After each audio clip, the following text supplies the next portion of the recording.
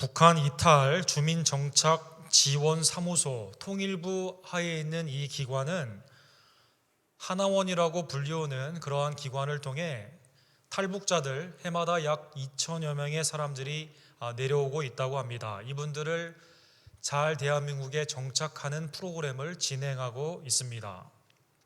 귀순을 하는 여러 가지 이유들도 다양하고 또 한국에 적응하는 그러한 모습들 가운데 대부분의 사람들은 북한의 그러한 형편없는 생활에서 그래도 자유가 있고 그 가운데 행복을 추구할 수 있는 나만의 삶 가운데 잘 적응을 하게 된다고 합니다. 가끔 고위 간부들이 내려오는 경우도 있습니다. 1983년도에 북한군 대위였던 신중철이라는 사람이 내려오게 되었습니다. 워낙 고급 정보들을 가지고 내려오게 되고 그리고 대한민국의 여러 가지 유익을 위해서 오랫동안 일을 하게 되었기 때문에 국가에서는 훈장도 주고 또 이 사람을 한국에서도 랭크가 굉장히 높은 대령까지도 진급을 하게 하였습니다. 가정 가운데 그리고 한국에서의 삶 가운데 많은 명예도 그가 누리게 된 것입니다. 그러던 그가 2007년에 갑자기 중국에서 사라지게 되고 나중에 알고 보니 다시 북으로 갔다고 합니다. 왜 처음에 내려왔을까? 내려와서 많은 누렸던 그러한 것들을 도대체 그가 어떻게 생각하였기에 처음에 그렇게 욕하던 다시 북으로 그가 돌아가게 되었을까? 많은 사람들의 질문을 던지는 그러한 사건이 있게 된 것입니다.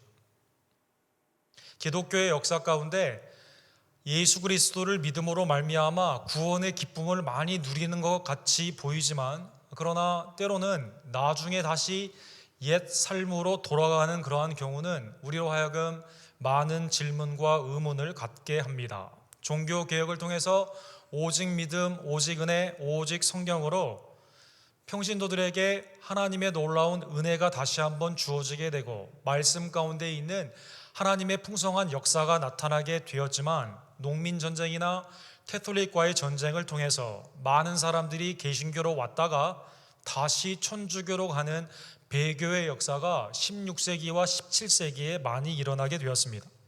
18세기에는 오스만 투크라고 불리우는 오늘날의 터키이죠. 거기에 있는 왕들이 모슬렘의 정권 가운데 유럽을 압박하기 시작합니다. 남스페인을 잡게 되고 프랑스를 비롯한 많은 유력한 기독교를 압박하게 될 때 오스만 투크가 이러한 정책을 펴니다. 기독교를 마음껏 믿어도 좋지만 그 대신에 3배의 세금을 내야 된다라는 정책을 내게 된 것이죠. 세금을 견디다 못한 많은 기독교인들이 다시 회교도로 돌아가는 일이 생기게 됩니다. 오른쪽에 나와 있는 그림처럼 프랑스에 있는 많은 종교 지도자들이나 그 가운데 있는 유력한 사람들이 우리가 앞으로 세금을 적게 내게만 해준다면 회교도로 돌아가겠다라고 이러한 협약까지 하게 된 것입니다. 부끄러운 기독교의 배교의 역사는 우리로 하여금 특별히 한국에서 창시개명이나 일제 신사참배와 같은 그러한 역사를 가지고 있는 우리나라에도 배교의 역사는 우리로 하여금 많은 불안감을 주게 하고 안타까움과 동시에 나 스스로를 바라보는 계기가 되게 되는 것입니다. 성경에는 해석이 매우 어려운 hard sayings, 난제들이 곳곳에 있습니다. 아무래도 하나님의 영감의 말씀이다 보니 그 한계에 있는 우리의 지식과 또 당시에 있는 하나님의 첫 번째 그 오디언스를 모르는 입장에서 해석이 어려운 것들이 굉장히 많이 있게 되는 것이죠. 월터 카이저에 의하면 성경에 나오는 hard saying, 그 난제들은 문맥 가운데 그리고 다른 성경과의 말씀 가운데 조합하여 전체적으로 바라보는 방법밖에 없다라고 말하고 있습니다. 삼위일체에 대한 말씀이 있지만 그것을 이해하기는 해석하기는 상당히 어렵습니다. 그리스도의 신성과 인성, 완전하신 하나님, 완전하신 인간의 그 모습이 우리에게 해석되기는 상당히 어렵다는 것입니다. 주님의 재림에 대한 여러 가지 다른 뷰가 성경에 있기 때문에 통일적으로 이거다라고 하나로 말하기가 어렵고 고고학이나 과학과의 충돌 가운데 있었을 때는 상당히 우리가 해석에 어려운 점이 많이 있는 것입니다. 성경 중에 난제 중에 난제는 오늘 우리가 맞이하게 되는 히브리서 6장의 말씀입니다. 지난주에 본 것처럼 믿음에는 어른이 되고 초보를 버리고, 아니 초보를 다시 배워 이제는 견고한 신앙으로 좀 어른이 되라는 그 말씀과 더불어 오늘은 더 심한 경고의 말씀 가운데 상당히 소화하기가 어려운, 그리고 성령의 조명함 가운데 이것을 이거다라고 정확히 말하기가 어려운 난제 중에 난제를 우리가 맞이하게 된 것입니다. 오늘 본문에 그래서 4절과 5절에 보면 지난주에 이어 이러한 경고가 나옵니다. 한 번 빚을 받고 하늘의 은사를 맛보고 성령의 참여함과 되고 하나님의 선한 말씀을 맛보고 내세의 능력을 맛보고도, 5가지의 구원의 은총에 관한 마치 이스라엘의 광야의 시대에 하나님이 부어주신 은혜의 표현의 말씀이 있습니다. 하나님은 빛 가운데 그들에게 나타나시죠. 하나님은 만나와 메추라기, 생명의 양식을 그들에게 주십니다. 성령의 불과 구름 기둥으로 인도함을 받습니다. 언약궤를 통해 말씀이 지배하는 십계명을 비롯한 말씀의 나라의 은혜를 그들이 보게 된 것입니다. 말씀을 믿게 되었을 때 적이 물러가게 되고 기적과 이사가 나타나게 되는 놀라운 역사가 그들에게 나타나게 된 것입니다. 마찬가지로 유대인의 핍박을 받고 있었던 히브리서를 받고 있는 교회가 사실은 예수 그리스도의 십자가의 은총, 부활의 능력, 교회 가운데 허락하시는 오순절 이후에 있는 성령의 역사 가운데 그들은 맛보기도 하고 체험하기도 하고 보기도 하였다라는 것입니다. 그럼에도 불구하고 오늘 본문 6절에 보면 타락한 자들은 다시 새롭게 하여 회개하게 할 수 없나니 이는 그들이 하나님의 아들을 다시 십자가에 못 박아 드러내놓고 욕되게 함이라. 타락하다라는 단어 매우 특이한 단어입니다. 파파핍두라는 그러한 단어입니다. 참 믿음에서 떨어졌다라는 그러한 뜻입니다. 하나님의 풍성한 구원의 은총을 맛보기도 하고 보기도 하고 체험도 했는데, 그런데 타락한 자들, 마치 예수 그리스도를 십자가에 못 박으라고 했던 무리들은 누구입니까? 오병이어의 기적을 보았죠. 예수님의 말씀의 권위를 경험했습니다. 예수님이 죽은 자도 살리는 내세의 영생의 은총을 그들이 보게 된 것입니다. 성령 가운데 놀라운 이적들이 많이 일어났지만 심지어 바리새인들은 뭐라고 말합니까? 이거 바알세불의 힘을 빌렸다라고 말을 하게 되죠. 성령을 회방하였던 그러한 일들이 많이 있던 것처럼, 만약 하나님의 은혜를 맛보고 체험하고 본 자들이 타락하게 되면 새롭게 할 수 없는, 인간으로서는 도대체 스스로 회개할 수 없는 불가능한 상태에 가게 된다는 것입니다. 이유는 예수 그리스도를 십자가 못 박혔던 그 무리와 똑같기 때문이다라는 것입니다. 타락하다라는 이 그릭 헬라 말을 통해서 기차가 선로를 이탈했다라는 그 단어가 이 단어에서 나왔습니다. 여러분, 기차는 선로 위에 달려야만 되죠. 기차 사고가 크게 나면 탈선을 하게 되면 많은 사람이 죽게 되는 것입니다. 2004년에 스리랑카에 있었던 기차의 일탈 사건은요, 하필이면 바다에 떨어져 가지고 1800명이나 죽은 사건이 있었습니다. 프랑스에도 설계가 잘못된 그러한 가운데 기차가 이탈함으로 말미암아 시청으로 기차가 떨어지면서 800명이 죽는 그러한 일이 있게 된 것입니다. 선로를 이탈하며 right path, 하나님이 주신 그 도에서 완전히 벗어나게 되어서 일탈하게 되면 마치 기차가 스스로 돌이켜 세울 수 없는 것처럼 타락한 자는 회개할 수가 없다라는 것입니다. 본문의 말씀은 이스라엘의 광야에 있어서의 하나님의 은혜를 경험했지만 그 가운데 하나님을 멸시하였던 이스라엘의 역사를 배경으로 하고 있습니다. 신약 성서에 보면 바울 사도는 이스라엘의 광야의 여정을 이렇게 표현합니다.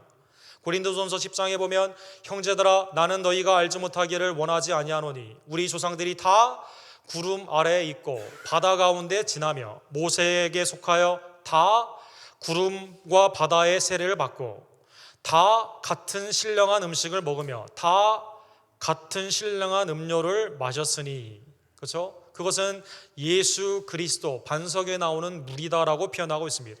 그러나 5절에 보면 그러나 그들의 다수를 하나님이 기뻐하지 아니하셨으므로 그들이 광야에서 멸망을 받았느니라 라고 말하고 있는 것입니다. 민수기 14장 22절에 하나님은 이스라엘의 광야의 신앙을 이렇게 표현하고 있습니다. 내 영광과 애굽과 광야에서 행한 내 이적을 보고서도 이같이 10번이나, 한 번 실수한 게 아니에요. 지속적인 불신앙과 불순종입니다. 10번이나 나를 시험하고 내 목소리를 청종하지 아니한 그 사람들은 내가 그들의 조상들에게 맹세한 땅을 결단코 보지 못할 것이요. 하나님을 멸시한 자, 하나님 앞에 끊임없이 원망과 불평 가운데 하나님을 시험한 그러한 자들은 하나님이 멸망시키신다라는 것입니다. 이사야서 5장 1절과 2절에 보면 이러한 이스라엘의 행태를 하나님은 이렇게 말씀하십니다. 땅을 파서 돌을 제하고 극상품 포도나무를 심었도다. 그냥 포도나무가 아니라요, 베스트 포도나무를 심게 된 것이죠. 그리고 그것이 온전한 열매를 맺기 위해서 그 중에 망대를 세웠고 그 안에 술투를 팠었도다. 좋은 포도 맺기를 바랬더니 들포도를 맺혔도다. 들포도는 당시에 먹지 못하는 포도입니다. 최상품 포도나무를 심었는데 어찌된 일인지 쓴 물이 나오는 그러한 들포도가 있게 된 것입니다. 오늘 본문에 그래서 이러한 신앙을, 타락한 자의 모습을 식물에 비유하고 있습니다. 하나님께서 이 땅에 풍성한 열매를 맺으라고 비를 허락하여 주시고 여러 자연 환경 가운데 공급하여 주시죠. 자주 내리는 비를 흡수하여 박간한 자들이 쓰기에 합당한 채소를 내면, 열매가 온전하게 맺히게 되면 하나님의 복을 받습니다. 그러나 가시와 건공퀴를 내면 버림을 당하고 저주함에 가까워 그 마지막은 불사람이 되리라. 세례요한은 이 단어를 하나님의 심판으로 사용한 그러한 표현입니다. 나무, 하나님 앞에 순종하지 않는 그 나무는요, 예수님이 오시게 되면 다 잘라가지고 그것을 태워버리게 되는 것이죠. 열매 없는 무화과 나무는 주님께서 저주하여 말라버리게 된 것입니다. 열매가 없으면 이러한 일이 있다는 것입니다. 열매가 있으면 하나님의 그 복을 누리게 되지만 열매가 없으면 불사름의 멸망을 받게 되는 것입니다. 마태복음 7장에 예수님도 이렇게 말씀하시죠. 선한 그러한 말씀의 능력과 그렇지 않은 왜곡, 거짓의 말씀의 능력은 무엇으로 나타나게 될까요? 열매로 안다라는 것입니다. 그들의 열매로 그들을 알지니 가시나무에서 포도를 또는 엉겅퀴에서 무화과나무를 따겠느냐. 이러므로 그들의 열매로 그들을 알리라. 좋은 열매를 심었으면 좋은 열매가 나와야 되지, 나쁜 나무 가운데는 좋은 열매를 기대할 수가 없다라는 것입니다. 선악을 알게 하는 나무의 열매를 따먹게 되었을 때 땅은 열매를 내지 못하고 가시와 엉겅퀴를 내게 되죠. 하나님 앞에 온전한 믿음으로 새롭게 되어야만 좋은 열매를 낼 수 있는데, 타락한 자들은 마치 식물이 가시와 엉겅퀴를 내는 것처럼 다 불태우게 되는 심판을 받게 된다는 것입니다. 예수님은 한 걸음 더 이렇게 나아가십니다. 산상수훈의 마지막의 부분에 보면 예수님은 이렇게 말씀하시죠. 주여 주여 우리가 주의 이름으로 선지자 노릇을 하며 주의 이름으로 귀신을 쫓아내며 주의 이름으로 많은 권능을 행하지 아니하였나이까. 많은 사람들이 와서 마태복음 7장에 나와 있는 것처럼 주님, 내가 주님의 능력으로 이렇게 많은 기적과 이사를 행했습니다라고 다 자기의 것을, 내가 하나님의 그 은혜에 참여하였고 능력이 나타났습니다라고 말을 하게 될 때 예수님은 오히려 이렇게 말씀하십니다. 그때 내가 그들에게 밝히 말하되 내가 너희를 도무지 알지 못하니 불법을 행하는 자들아 내게서 떠나가라 하니라. 열매가 없으면, 선한 열매가 나타나지 않게 되면 하나님의 말씀 가운데 순종이 없이 불신앙 가운데 아무리 하나님의 은혜를 체험하고 그 은혜 가운데 여러 가지 현상들이 나타난다 하지만 순종 가운데 열매가 없게 되면 주님은 모른다 하신다라는 것입니다. 오늘 본문의 말씀은 우리에게 매우 거북하기도 하고 매우 어려운, 아까 말씀드린 것처럼 난제의 말씀입니다. 어렵다 보니 여러 신학자들도 이 본문의 말씀이 도대체 누구에게 주신 말씀이냐라는 것 가운데 엇갈립니다. 교회 안에 참 신자에게 주신 말씀이냐, 교회 안에 아직 예수님을 영접하지 않았다던가 문화적인 아직 거듭남의, 아직 참 믿음의 모습이 나타나지 않는 표면적인 그러한 사람들에게, 비신자에게 주신 말씀이냐, 의견이 많이 엇갈립니다. 예를 들자면 알메니안, 우리 존 웨슬리가 큰 영향을 받았던 일부의 오늘날의 감리교회에서도 이분의 신학을 많이 따르죠. 알미니우스는 이렇게 말을 합니다. 본문의 말씀은 참 신자에게 주신 말씀이다라는 것입니다. 그러기에 참 신자다 하더라도, 참 성도다 하더라도 타락할 수 있는, 즉 구원을 이룰 수도 있다라는 것입니다. 난제는 그러나 다른 말씀과 비교를 해야 된다라고 말씀을 드렸습니다. 성부의 택하심과 성자의 구속의 온전함과 성령의 인치심은 전적인 은혜로 주어진 거기 때문에 알미니우스가 말한 것처럼 내가 믿었고 내가 버리는 것으로 믿음이 일어나지는 않습니다. 그러기에 이 뷰는 좀 받아들이기가 어렵습니다. 본문의 말씀을 여전히 참신자로 보면서 그러나 참신자는 구원을 잃어버리지 않는다는 것을 강조한, 우리 달라스에 가면 달라스 세미너리라고 있는데요, 굉장히 좋은 신학교인데 거기에 있는 학파들이 주장하는 완전 자유 은혜론이라는 것이 있습니다. 제인 하츠라는 그 교수가 대표적인 분이죠. Absolutely free, 우리의 순종의 열매와 관계없이 전적인 하나님의 은혜 가운데는 참신자가 때로는 부인한다 하더라도, 주님을 부인한다 하더라도 구원을 잃지는 않는다라는 것입니다. 불 가운데 심판받는다는 본문의 뜻은 하나님이 때로는 징계 가운데 죽음으로도 그를 이 땅에서는 심판하시지만 그러나 구원은 잃지 않는다라는 것입니다. 제인 하츠가 이 자리에서 설교한다면 많은 성도님들에게 평안을 주실 겁니다. 그러나 오늘 본문의 말씀이 참신자가 아니라 교회 안에 비신자들이다라는 그러한 학자들이 있습니다. 대표적인 학자는 찰스 스퍼전이 됩니다. 영국의 타버네클 아주 훌륭한 그 교회에 담임을 하셨죠. 본문의 말씀은 참신자에게 주시는 말씀이지만 일어나지 않는 그러한 가정 가운데 주신 말씀이기 때문에 그냥 참고, 경고, 약간의 경고로 생각하라라는 것입니다. 마치 영국의 당시 도시가스가 만들어지게 될 때 내가 집에서 실수한다 하더라도 도시공사가 중간중간에 그 가스가 퍼지지 않도록 안전장치를 많이 해놨기 때문에 그냥 신앙 가운데 열심히 하라는 경고 정도로 생각하라는 것입니다. 본문의 말씀이 비신자는 분명하다라고 적극적으로 주장한 분은 하나님의 이정을 강조한 존 칼빈입니다. 본문은 참 믿음이 없는 교회 안의 사람들에 대한 경고이다라는 것입니다. 교회 안에서 하나님의 놀라운 말씀, 그 가운데 있는 하나님의 은혜, 교회 안에 문화적으로도 적어도 주시는 하나님의 풍성한 역사를 그들이 보았지만 마치 바리새인들처럼 수많은 역사와 기적을 보았음에도 불구하고 예수님을 영접하지 않고 은혜를 거절하며 끝까지 믿지 않는 자에게는 오히려 처음에 복음을 아예 안 들은 사람보다 더 예수님을 영접하기가 어렵다는 것입니다. 마치 성령을 회방하였던 바리새인들처럼 예수님의 놀라운 역사를 보고 그 가운데 믿을 수 있는 수많은 기회가 있었지만 그러나 그 가운데 끝까지 영접하지 않는 자에게는 하나님의 구원의 역사가 일어날 수가 없다는 것입니다. 루터는 누구든지 구원주 예수 그리스도를 믿으면 천국의 구원을 받게 되지만 누구든지 그리스도를 믿지 않고 천국에 가고자 한다면 그는 멸망의 심판을 받게 된다. 신자냐 비신자냐 그게 중요한 게 아니라요, 지금 내가 주님을 붙잡고 있는가를 살펴보아야만 된다는 것입니다. 이 세상에는 예수 그리스도를 믿음 가운데 나아가게 될 때 회개를 했다, 믿었다라고 겉으로 말을 하지만 참 회개와 참 믿음이 없는 경우가 성경에 보면 굉장히 많이 나타나 있습니다. 대표적인 구약의 예를 보면 발람이라는 사람이 그렇습니다.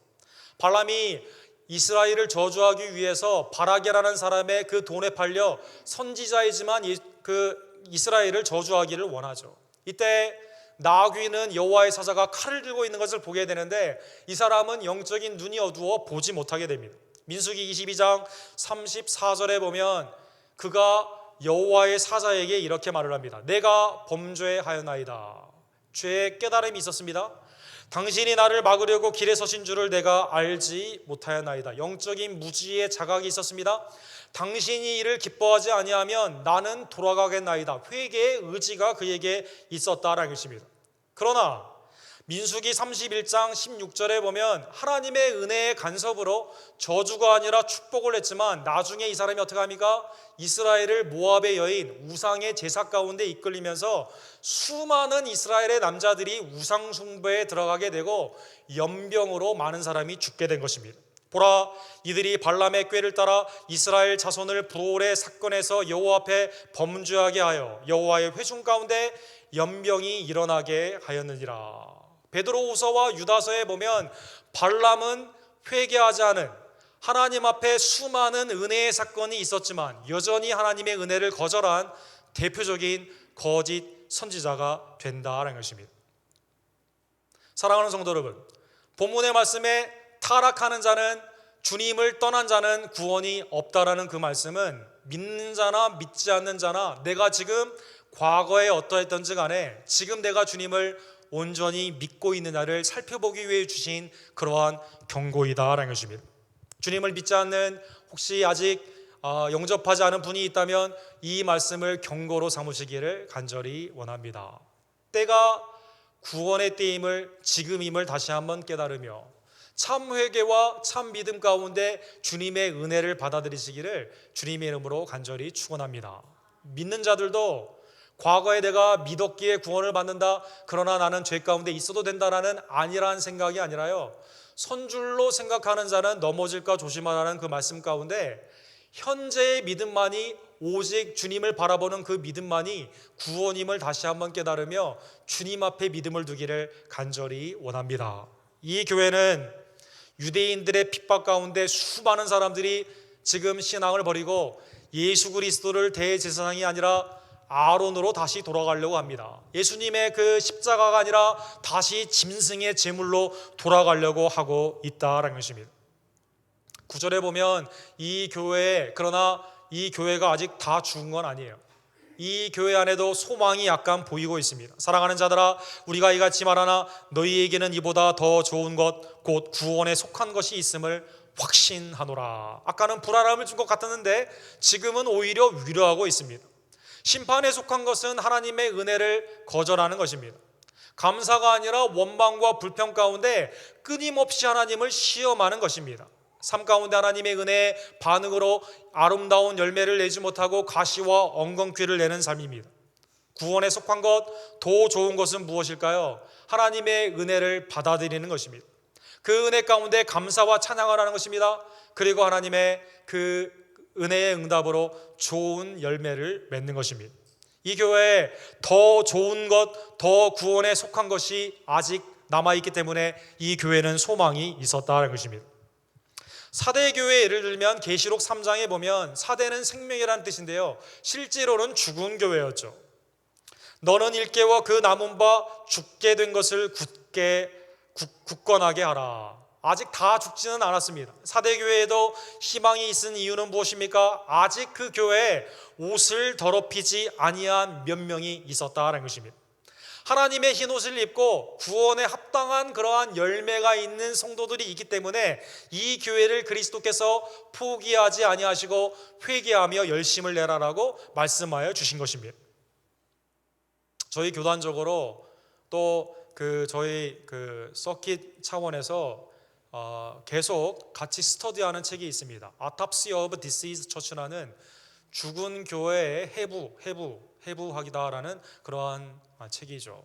죽은 교회 아니면 죽어가는 교회 현상들이 뭐가 있느냐라는 그것 가운데 요즘 전체적인 크리스천리티의 줄어드는 그 모습 가운데 어떻게든지 교회를 살려보기를 원하는, 교단을 살려보기를 원하는 그러한 노력으로 같이 모든 목사님들이 이것을 공부하고 있게 되는 것이죠.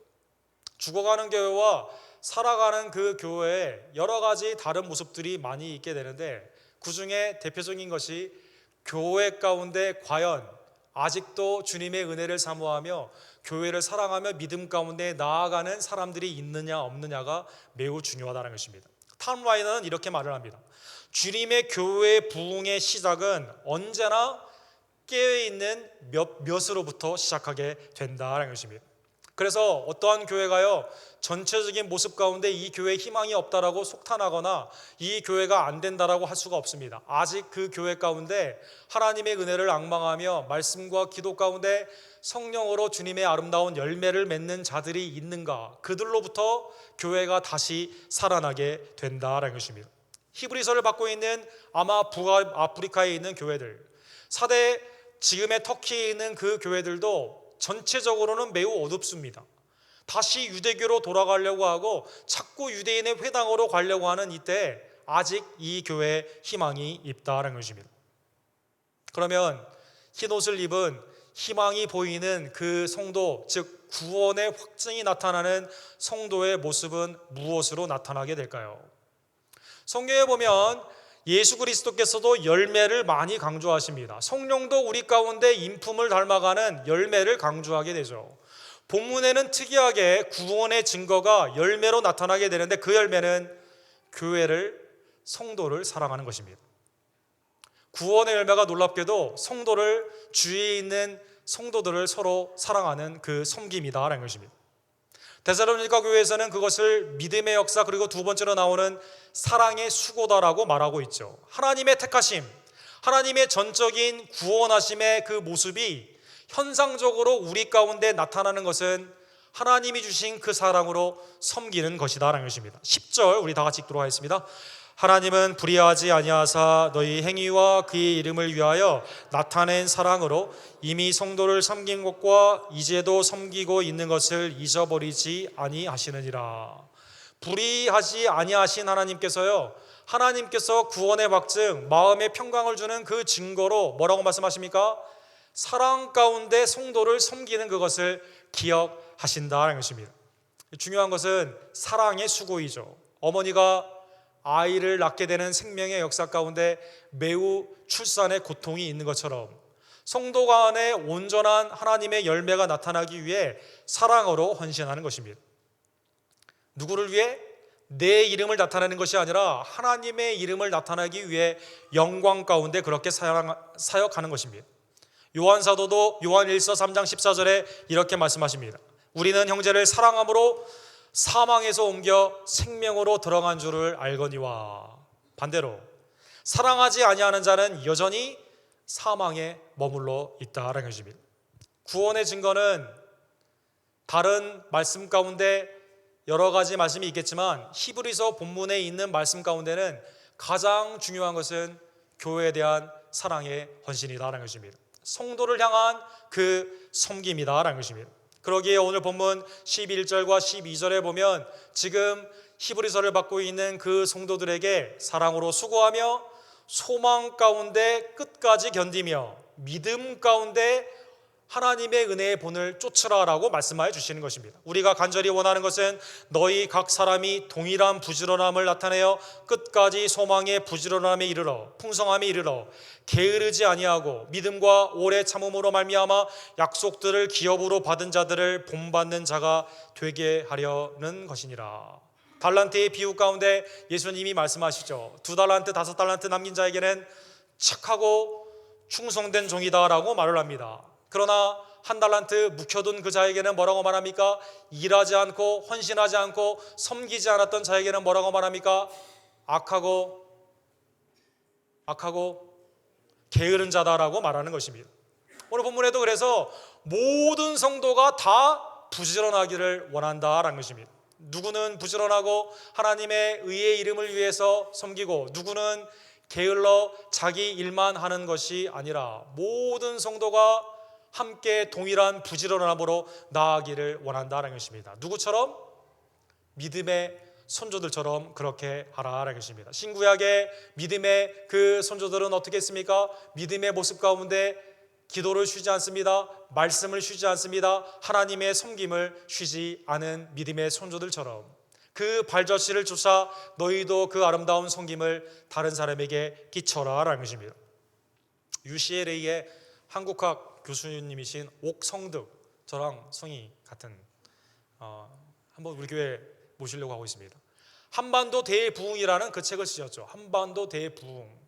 한국교회 부흥의 역사가 도대체 뭐냐, 그 키가 뭐냐, 하나님의 강권적인 역사가 한국교회에 나타나는 그 현상들은 무엇이었느냐, 그것은 부지런하고 신실했다는 것입니다. 한국교회 성도들은 부지런하고 신실했다는 것입니다. 부지런하고 신실해서 구원을 받았다는 뜻이 아니라요, 하나님의 강권적인 그 역사 앞에 반응으로 부지런하여 신실했다는 것입니다. 원래 한국의 유교적인 그 모습은요, 부지런한 모습은 아니었다고 합니다. 그래서 선비는 천천히 걷죠. 그 일은 밑에 사람들에게 시키는 겁니다. 자기가 열심히 일하는 컬처가 아니었어요. 신실함이 아니었습니다. 가난한 사람도 처벌될 만큼 신실함과는 거리가 먼 사람들이었습니다. 그런데 하나님의 은혜를 받게 되니 그들이 양반이나 그다음에 뭐죠? 네, 상놈이나 다 신실하게 하나님을 섬기게 되는 것이죠. 부지런했다는 것입니다. 여러분, 오른쪽에 나오는 옥성득 그 목사님이 쓰신 사진에 보게 되면 절들은 산에 있었지 않습니까? 절의 소리는 사람들에게 들리지 않았습니다. 그런데 초대 우리 한국교회에서 교회에 종이 들어오게 된 것이죠. 종을 졌다는 것입니다. 종소리를 듣게 될 때마다 일찍 일어나 새마을 운동이 있기 이전에 성도들은 하나님께 나와 기도했다는 것입니다. 한국의 부흥의 역사를 1905년에요.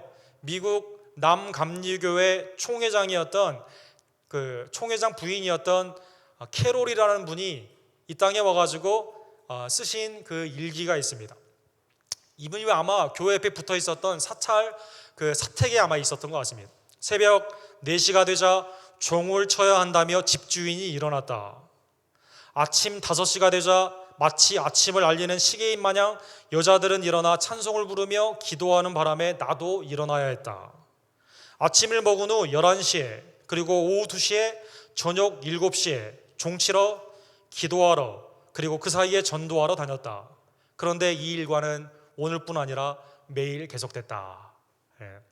일찍 일어나 종을 치고 일찍 일어나 하나님의 말씀을 배우며 기도를 하며 전도를 했던 하나님의 풍성한 그 은혜의 응답으로 나타난 열매로 나타난 헌신이 하나님의 놀라운 부흥의 그 역사를 이루어 가게 된 것입니다.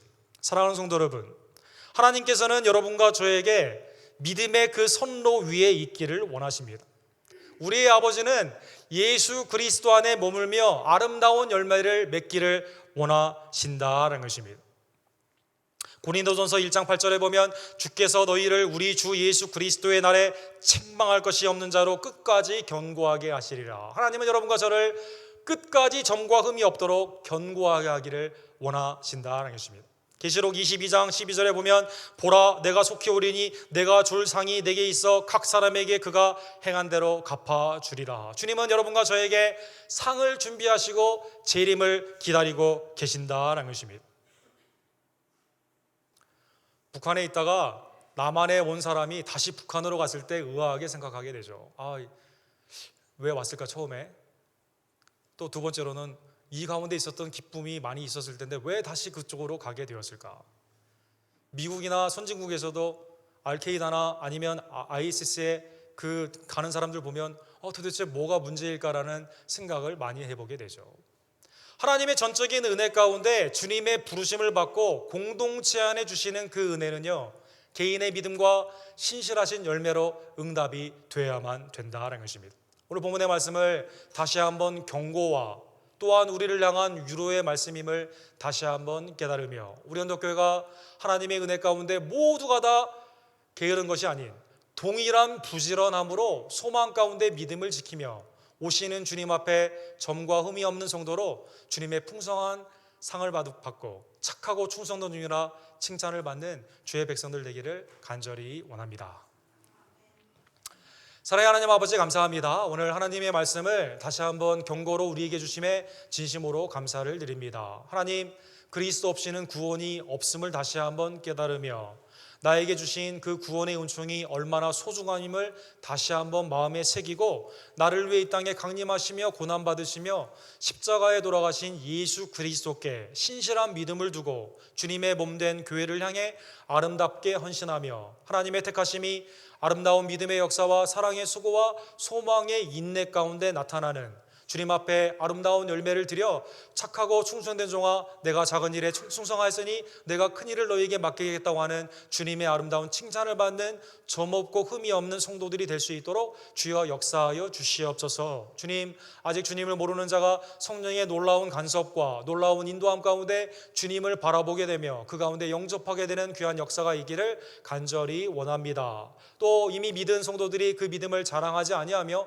언제나 겸손과 온유 가운데 가운데 끝까지 주님을 붙잡기를 간절히 원합니다. 은혜로 구원받은 우리들 은혜 가운데 머물며 은혜로 살아가는 하나님의 주님의 아름다운 자녀들이 될 수 있도록 주여 역사하여 주시옵소서.